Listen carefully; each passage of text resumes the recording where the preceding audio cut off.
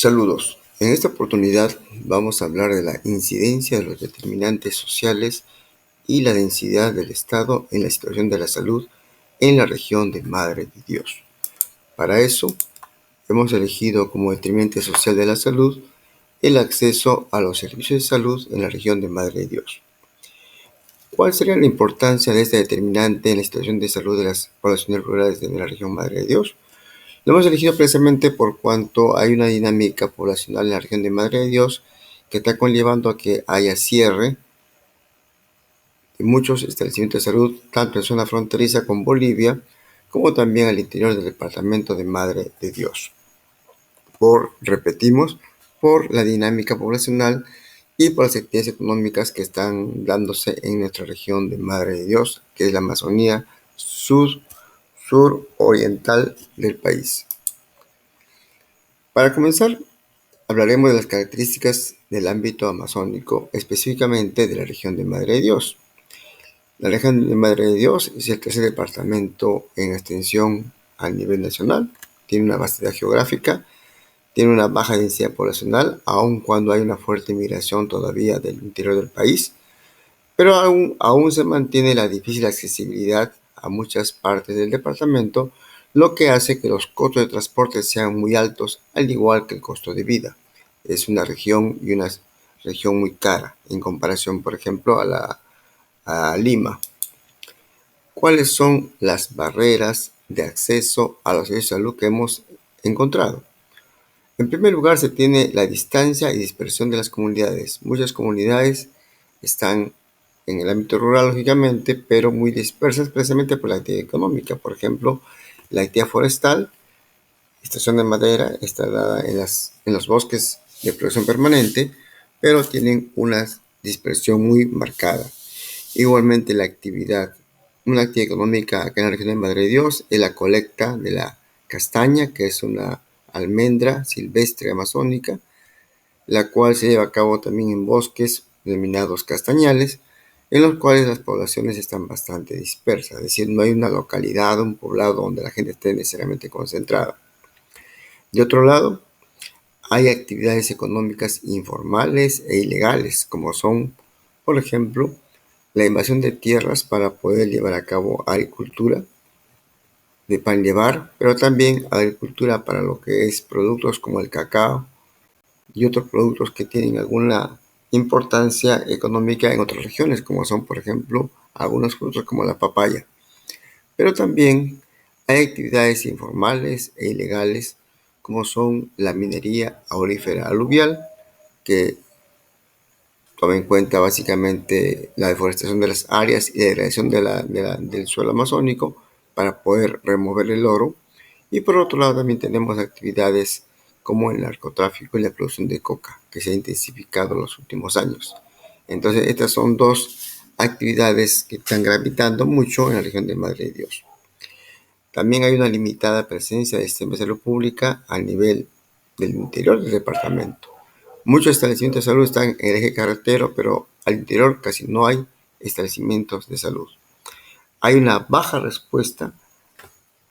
capacidad de respuesta de los establecimientos de salud. ¿En qué sentido lo decimos esto? En el sentido que no tienen muchas veces el personal, no está entrenado, ni motivado, ni sensibilizado, ni comprometido, ni tiene la actitud de poder atender problemas de salud que se presenten en su jurisdicción, sencillamente aduciendo que no tienen movilidad o que no les van a pagar o que para eso no es nuestro trabajo, etcétera, etcétera, etcétera. También otra barrera de acceso a los servicios de salud es la limitada capacidad de atención.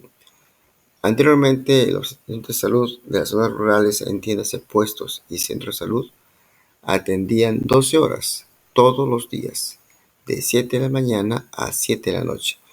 Y el personal se racionalizaba de tal manera que siempre haya personal que pueda atender en ese horario o en esa jornada de 12 horas.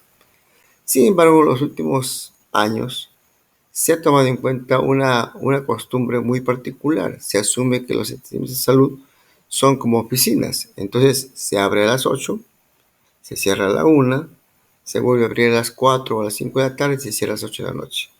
Es decir, tienen un intervalo de 1 a 3 o de 1 a 4 de la tarde que no atienden porque ya ahora tienen como si fuera oficina, lo cual es contraproducente. Por otro lado, también no atienden sábados, no tienen domingos o no tienen feriados, lo que no se daba hace algunos años atrás. Eso es lo que denominamos entonces limitada capacidad de atención. ¿Cuál es el impacto de esto en la situación de salud? Precisamente hay dificultad para acceder a controles, por ejemplo, controles de embarazo, control de niño sano, la atención primaria y servicios especializados por falta de insumos o atención restringida. Ya lo dijimos, atención restringida nos referimos básicamente al horario que han impuesto los últimos años, que es como un horario de oficina. Hay una mayor prevalencia de enfermedades prevenibles y tratables, lo que precisamente está asociado también a que ya no se lleva a cabo o se ha minimizado tanto las actividades extramurales, es decir, lo preventivo promocional. Consecuente también hay una carencia de vigilancia epidemiológica activa, dado que el personal de los puestos y centros de salud se reduce a la atención intramural, es decir, básicamente a lo asistencial, descuidando lo que es extramural, entiéndase actividades preventivo-promocionales. ¿Y cuál sería el rol del Estado en relación con su densidad institucional? Podemos señalar que a nivel de la región de Madre de Dios hay escasa presencia y cobertura de servicios públicos en la Amazonía, precisamente por lo que las características geográficas que dijimos anteriormente. Solamente hay cobertura eléctrica en las zonas rurales a través de paneles solares. No hay un cableado unido a la troncal. Solamente en algunas comunidades se usan paneles solares, ¿cierto? Ni que hablar de agua potable. Sencillamente se usa agua de las quebradas, agua de los ríos o en el mejor de los casos, y a veces en el peor de los casos, agua subterránea que se extrae con pozos tubulares. Y yo digo en el peor de los casos porque muchas veces no se hace el análisis físico-químico de los metales pesados que puedan haber en el agua subterránea y que eventualmente puedan conllevar a toxicidad crónica por exposición frecuente. Otro tema es la debilidad de la red de establecimientos de salud y personal sanitario. Cuando decimos debilidad de la red de establecimientos de salud y personal sanitario nos referimos a que no están integrados, a pesar de que se habla de redes, microredes, redes integradas y tanta nomenclatura bonita, sencillamente no están integrados, y una muestra de eso son los sistemas de referencia y contrarreferencia que no funcionan o son deficientes. Otro aspecto es la limitada capacidad de gerenciar las microredes de servicios de salud.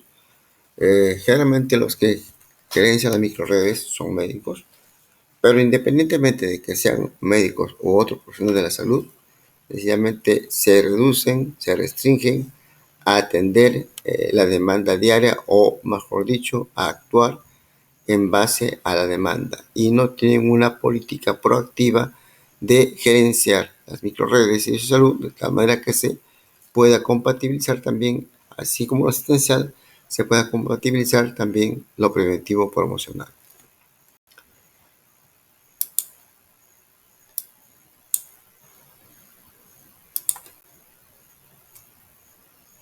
¿Cuáles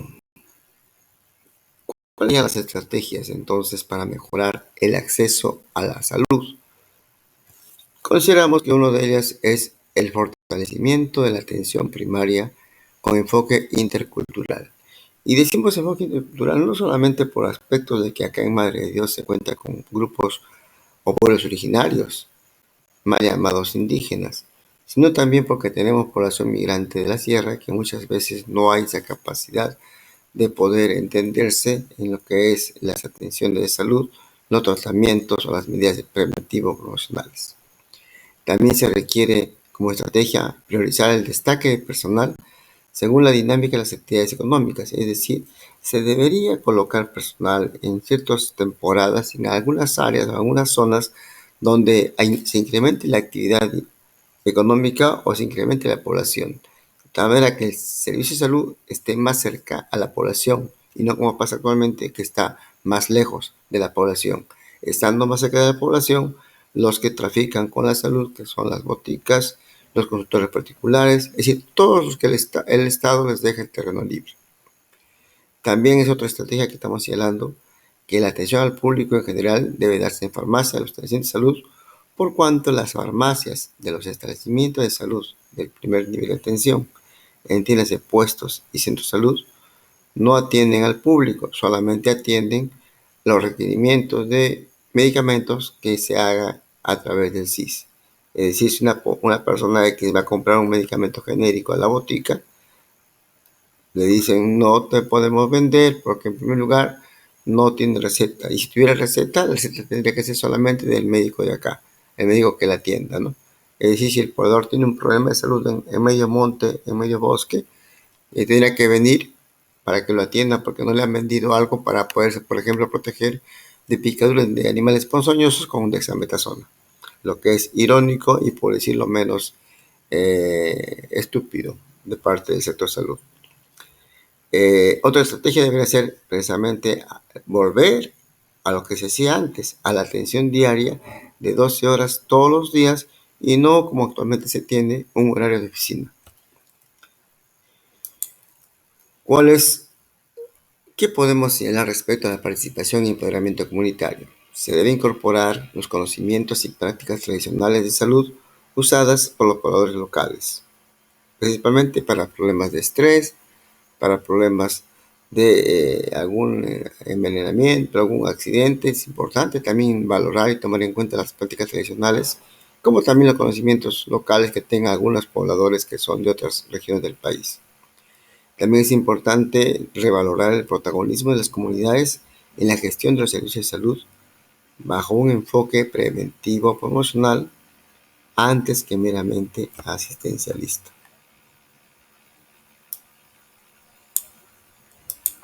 Como conclusiones podemos decir entonces lo siguiente. Se ha llevado a cabo en los últimos años el cierre de establecimientos de salud en aras del riesgo epidemiológico, lo que es contraproducente. No se ha llevado a cabo la reubicación de establecimientos de salud, sencillamente se los ha cerrado. Y tercero, a ese personal de esos puestos que trabajaban anteriormente y que han sido cerrados o no han sido reubicados, se los ha redistribuido en las cabeceras de microred a este personal de tal manera que se ha reforzado la atención asistencial y se ha reducido casi a cero la atención preventiva promocional. ¿Qué podemos entonces nosotros dar como recomendaciones? Primera recomendación es volver a dar importancia al abordaje del acceso a servicios de salud como un determinante social. Es necesaria una mayor presencia y densidad del Estado en la Amazonía, en este caso a través de establecimientos de salud. Se requiere la reapertura y o reubicación de establecimientos de salud y no su cierre definitivo y el trasvase de este personal a los centros de salud o a las cabeceras de microred. Se requiere también ampliar el horario de atención, como era antes, de 12 horas, incluyendo domingos y feriados. Y también recomendamos que la atención al público al público general se dé a través de la farmacia de los establecimientos de salud, de tal manera que se reduzca la posibilidad de mandarlo al público a la competencia, es decir, a las boticas o a las personas que trafican con la salud y con la enfermedad. Eso es lo que podemos hacer entonces en esta oportunidad.